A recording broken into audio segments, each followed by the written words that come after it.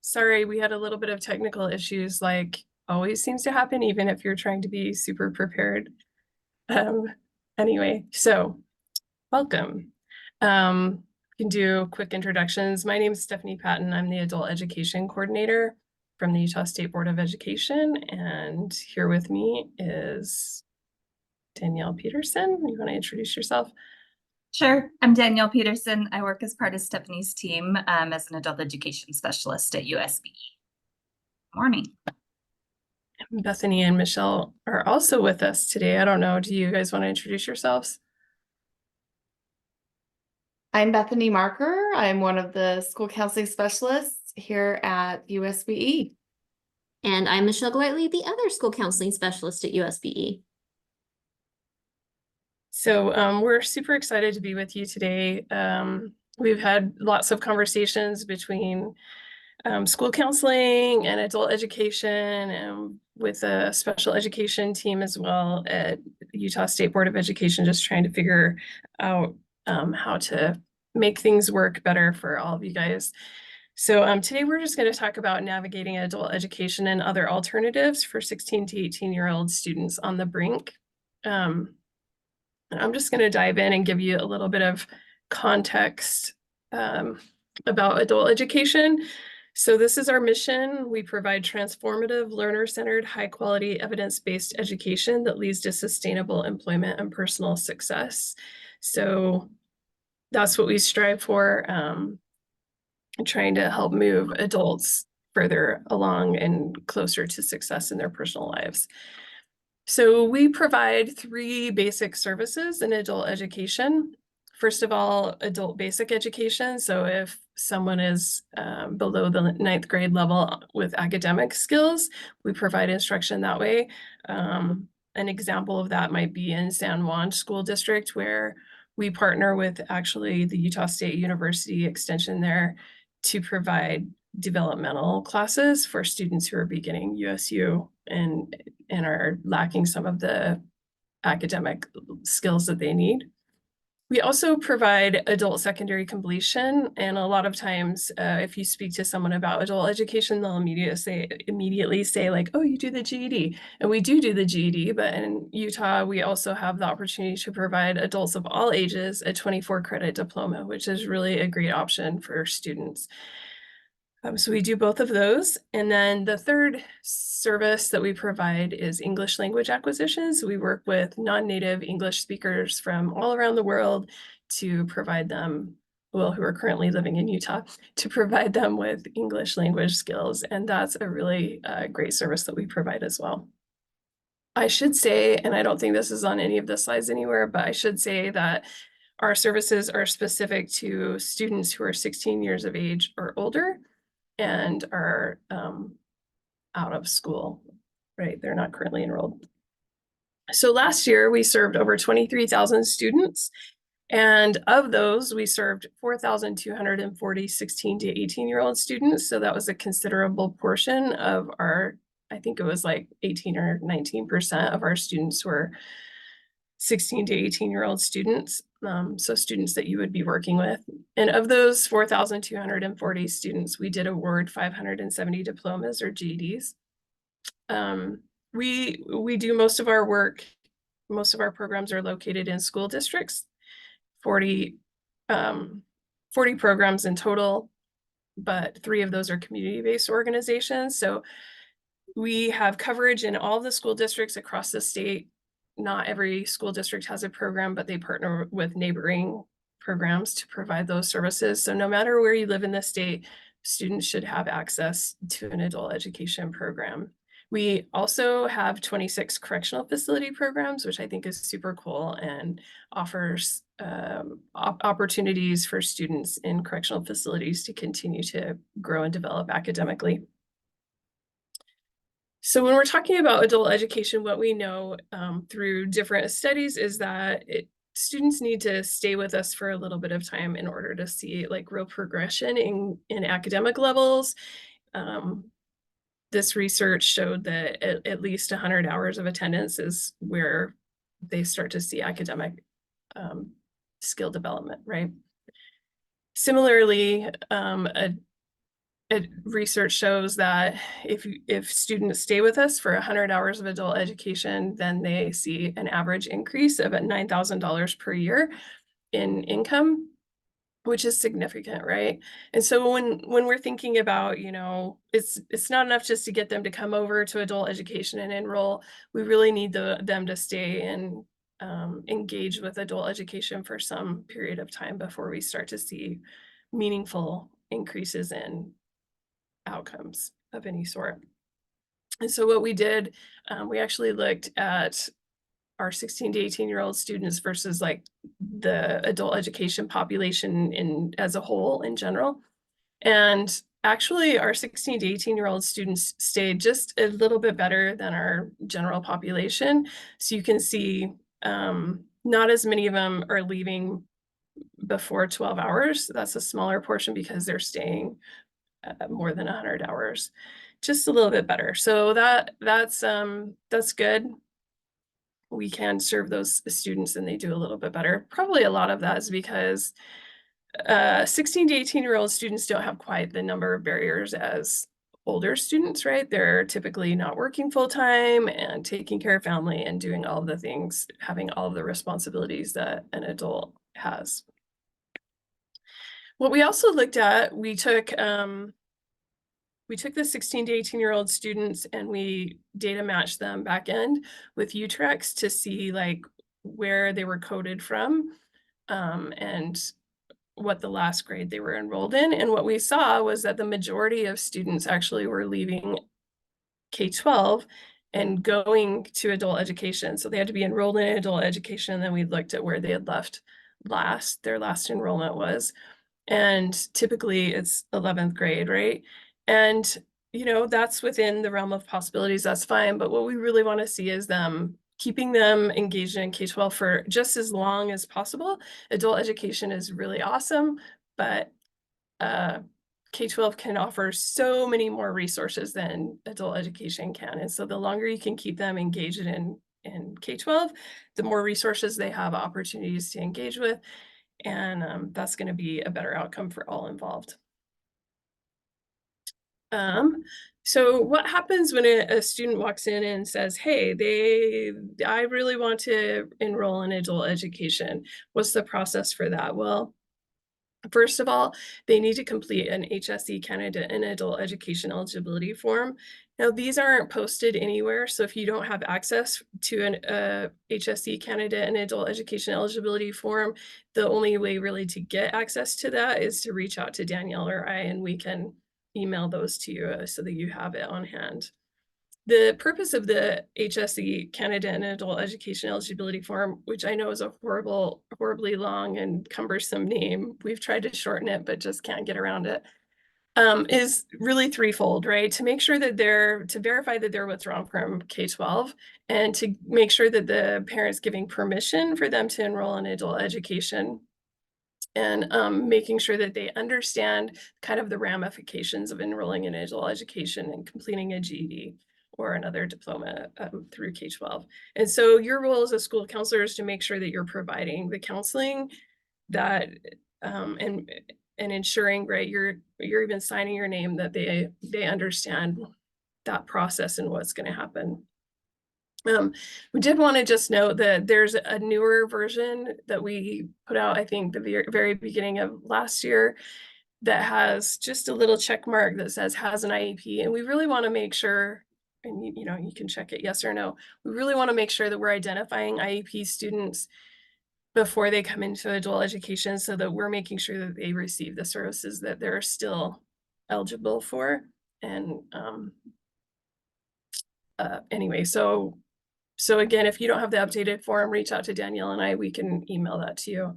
Once that form is completed, right, then a lot of students are like, now what do we do? Well, what that form needs to do is go to adult education. And that's regardless of whether they're enrolling in adult education or whether they just want to take the GED and not necessarily enroll in adult education. That form needs to come to us. And once they get to adult education, there's some similarities, right? Like we have programs all across the state. Every school district has has a little different take on how the adult education program looks like, but what is common is that they're going to have to complete some intake forms, and because they're under 18, they're going to need parent signatures. And so, you know, just kind of like front loading that expectation for the students so that they are aware of and making sure that their parent is coming to enroll them in adult education would be really great. Once all of those intake forms are completed, again, it's really common practice and a requirement for all adult education students to complete a diagnostic assessment. And this is not a high stakes test or anything. It's really just because, as you can imagine, in adult education, we have students from 16 to 98, and they could have been very recently engaged in school, or it could have been literally 70 years since they were engaged in school, with all sorts of varying academic levels in between, right? So we start with a diagnostic assessment with all of our students to identify where they're at and how we're best going to serve them. So again, just kind of front loading that expectation. So when they walk in, they're like, what? I have to take a test. You do have to take a test. It's not a high stakes test. It's just to identify where you're at so we can better serve you. So I want you to think just for a second about what your process is for students coming to enroll in your high school from out of district who are severely credit deficient. And we don't have tons of time, so you're welcome to put some answers in the chat. But I just want you to think about that for a minute, because interestingly enough, when we were doing that data match that I was talking about earlier with students who are enrolled in adult education and who also have and with where they were before and what their situation was before, what we found is that almost that there's a goodly number, right?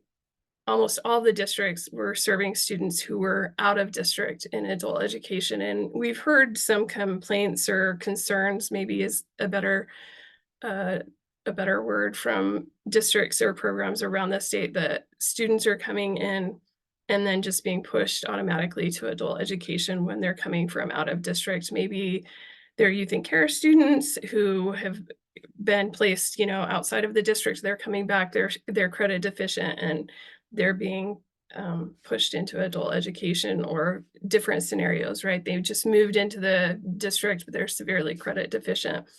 And we just want to make sure that those students are all receiving services from K-12, you know, if that's their interest. They're always welcome in adult education, but they're still eligible for K-12 services, and we want to make sure that they're being served the right way. But you can see there's only a couple of programs, GUAB and Wasatch. I know this is a really busy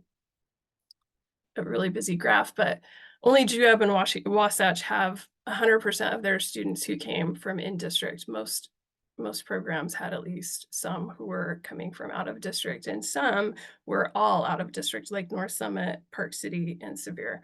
So interesting data, and just something to think about, like, what is your process and how to make that better. I'm gonna turn the time over to Danielle to talk more. Awesome. Yep, I'll tag in. So I wanted to just talk really briefly about what adult ed looks like, and that varies dramatically across the state. In some of our more rural districts, it might be a one-man show where you've got a teacher that is a mentor to all of the adult education students and tracking their progress and working with them. In the larger districts, it looks similar to an alternative high school, and you may have a full day schedule and hundreds of students that are attending. Across all of the programs, you're going to see independent learning options where students are working in online curriculum, potentially with old school paper pencil packets. There's often opportunities for them to come in and work with a teacher in a tutoring session so that they can get some one-on-one instruction. But we also have direct instruction, and it's something that we encourage as much as possible. In some of our larger programs, we do have traditional classes. Often those look like mini terms where we're seeing 4 to 6 week terms rather than a traditional school schedule, just to allow students a chance to jump in multiple times throughout the year, or if they're struggling with a class, they can have another opportunity to start again as soon as possible. One of our more recent additions has been broadcast courses. An example of that is Sunrise High School, which is the alternative in Box Elder District, utilizes their alternative high instructors to teach adult ed courses. But it's tough to get a cohort sometimes with the different content areas. So they've opened those up so that students across the state can participate in those classes and have a class to interact with and a live instructor. And we have similar options for GED Prep and ESL as well. And just so that you know that even if you're in a very rural district, students have opportunities where they can engage with live instructors and be part of a class. Probably the hallmark of adult education is our flexibility. Evening classes, I don't know that we really have much going on the weekends, but it's a possibility. And the students can take a reduced schedule. So they determine the number of hours that they're putting in each week. Some students may get close to full-time, but they have a lot of control over what that looks like. So I want to take just 30 seconds or so for you to reflect on what some of the advantages or disadvantages may be for students enrolling in adult education. And if you're feeling brave, feel welcome to type those out in the chat box.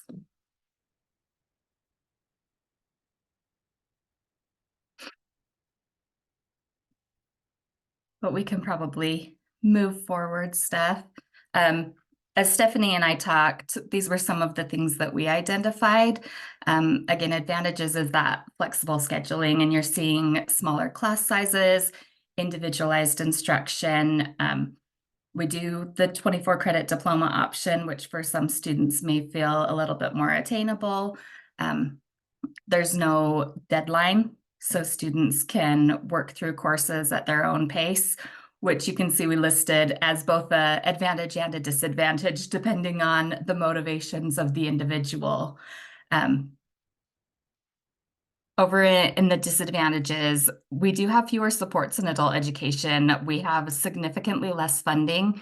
And so we don't have transportation, school lunch, as much access to counseling. I know that some of the programs are able to incorporate school counselors, and thank you to those of you that are in the room. I recognize some of our adult ed names, but the social aspect of high school, the extracurricular activities, the parent involvement often is dramatically less in adult education. Also, we just can't offer as many classes as much as we try to give flexible options and engaging electives for students. We often are really focused on the core content. So oddly enough, some of the more difficult credits for students to obtain in adult education are often PE and fine arts, and some of those that we may think of as like the fluff classes or those that are easier are actually more difficult for us to deliver in some contexts. Looking at a couple of questions, students who are credit deficient and have run out of time to graduate with their cohort. Yes. So again, like advantages and disadvantages, it gives students a chance to sometimes do credit recovery and catch up, and gives them that extra few months to maybe finish up with their cohort by October, or it gives them an opportunity to roll over and continue working on their high school diploma if they're not able to do it in the same timeline as their peers. And then I see the question there as well. If they finish 24 credits, do they receive a regular high school diploma? If they graduate through adult education, they receive an adult education secondary diploma. And so it is issued by the LEA, but there's that differentiation.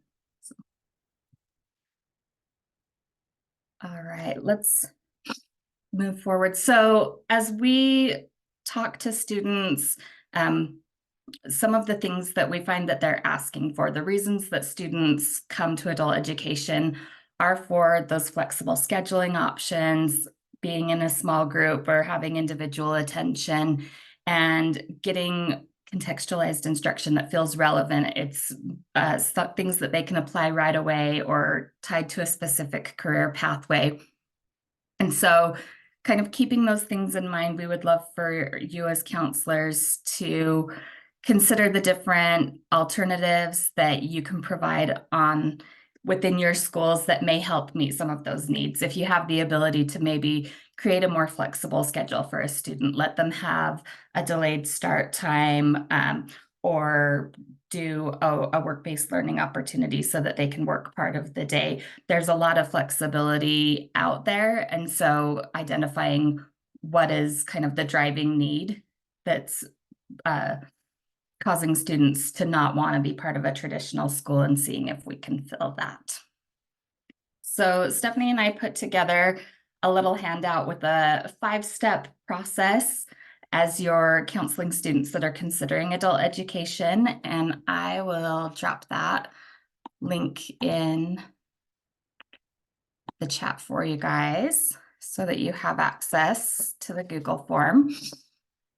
But the first step is just kind of figuring out the why, talking with the students, identifying what types of challenges they're having, and that's what you guys do as counselors. So really diving in, listening with an empathetic ear, and trying to see if there are things that you can do to help support those students.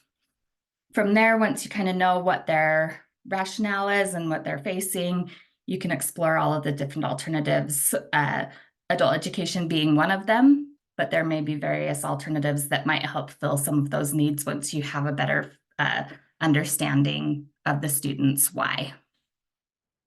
So we'd want to make sure that you're giving them detailed information about the adult education program, kind of doing that reality check. A lot of times students think they're going to come to adult education and be done in 6 weeks.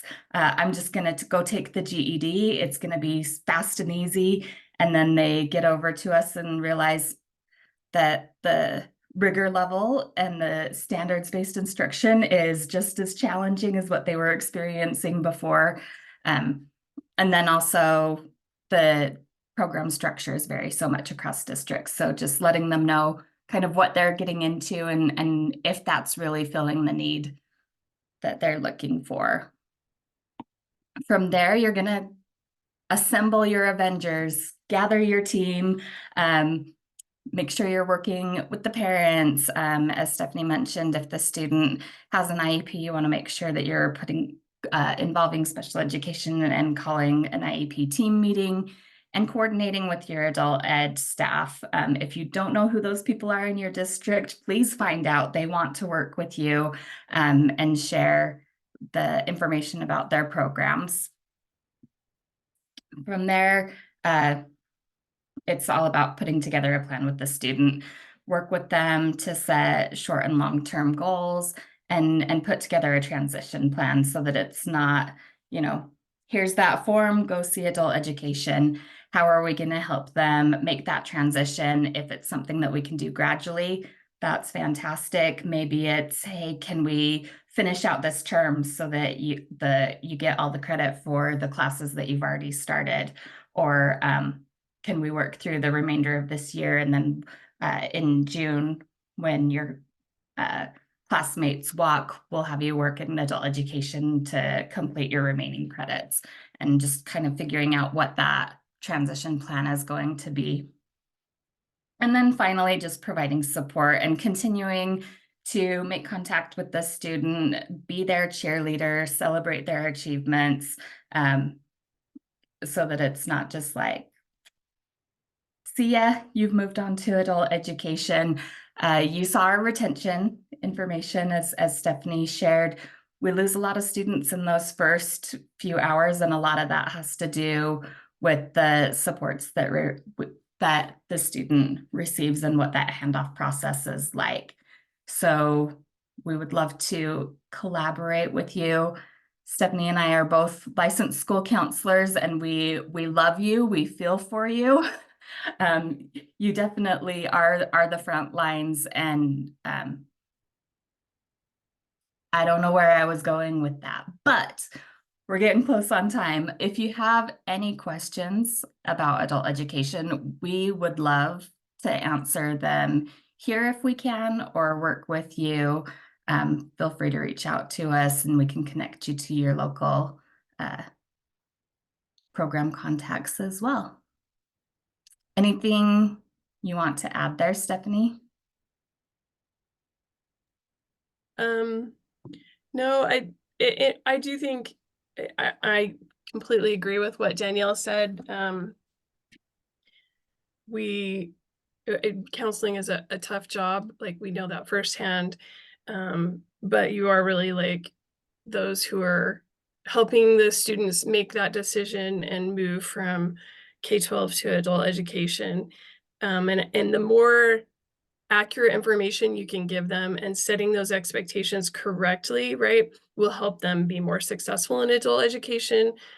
And so that really was the point of, or one of the main points of us doing this webinar. So thank you for your work and caring about the students and helping them. I've had some difficulty. I see that there is a question in the chat. I've had some difficulty finding adult literacy programs. Do you have a good resource for that? So we do provide some literacy, right? That was one of our core services.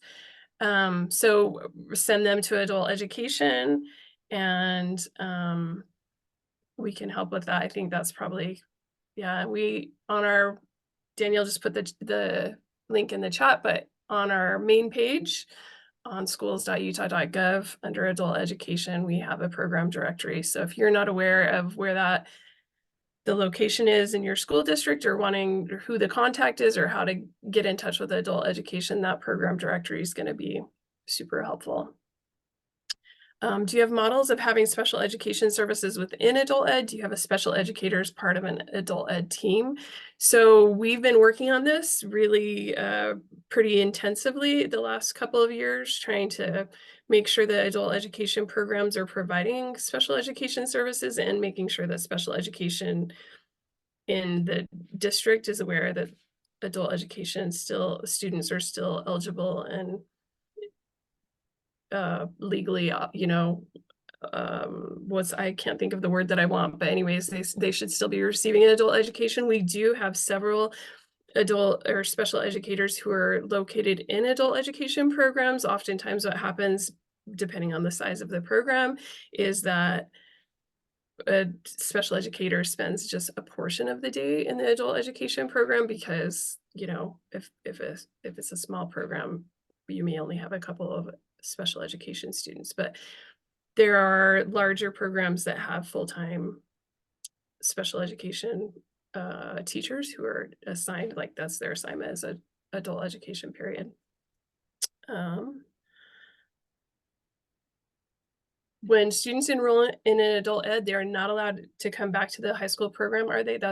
They are actually at any time until their class is graduated, they actually are welcome to come back to K-12 if that's their choice.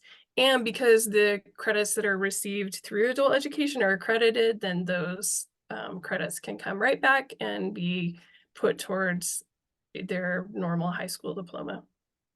Up until they pass the GED. And it has to be all 4 sections. They could pass part of the GED, but still decide they want to come back to high school. Yep.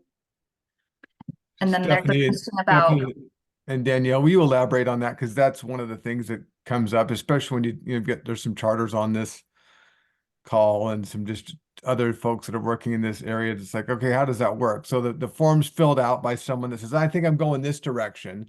And then they change their mind and like, this isn't what I want to do. I want to finish my diploma. They come back. In theory, they could change their mind again and go back to adult ed. And then they could come back to K-12 up until they pass the GED, all 4 sections, right?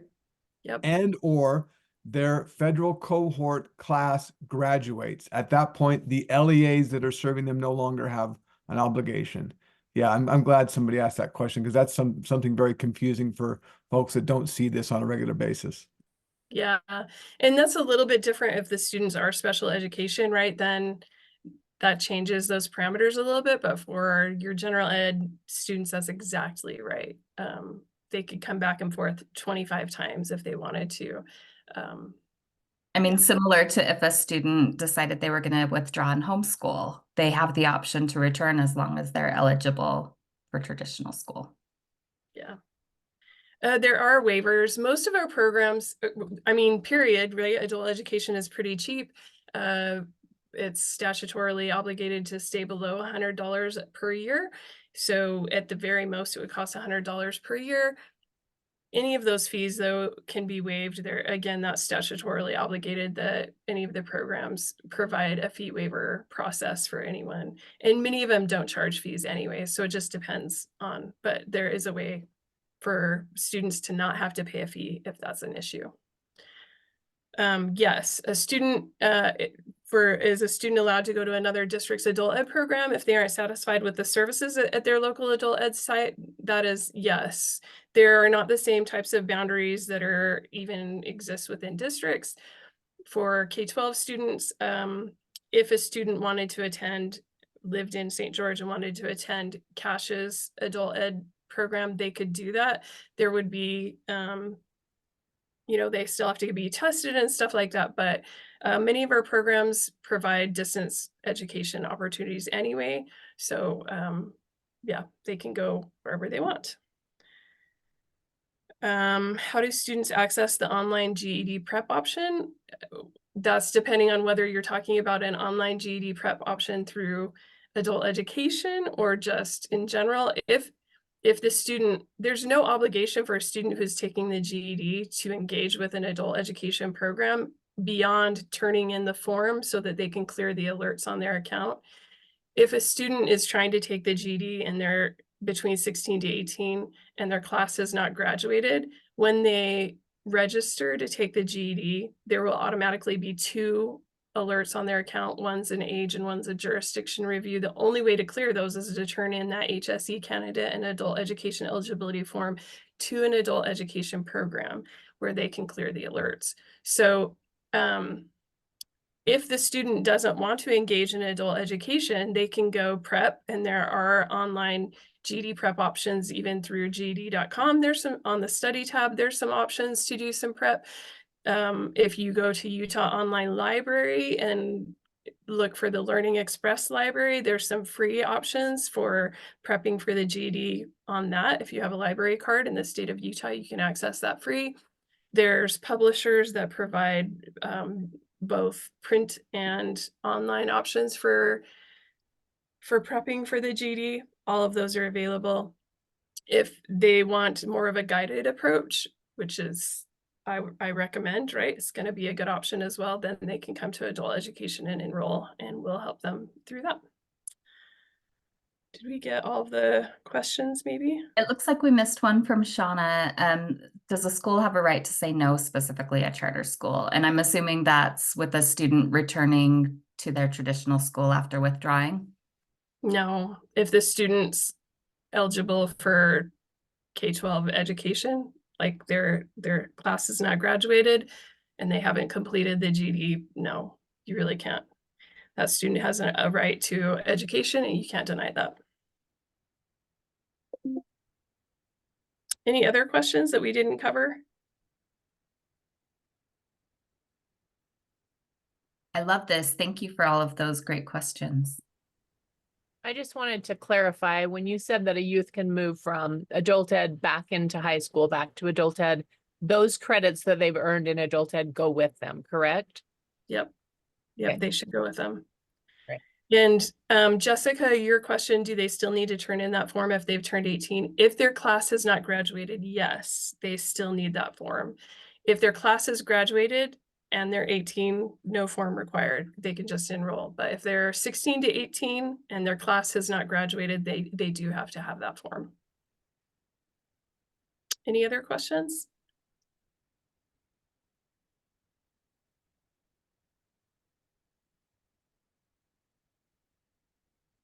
Well, awesome. Appreciate your engagement and for attending today. We didn't put our contact information on the slide, I realized. Stephanie.patton@schools.utah.gov, Danielle.peterson@schools.utah.gov.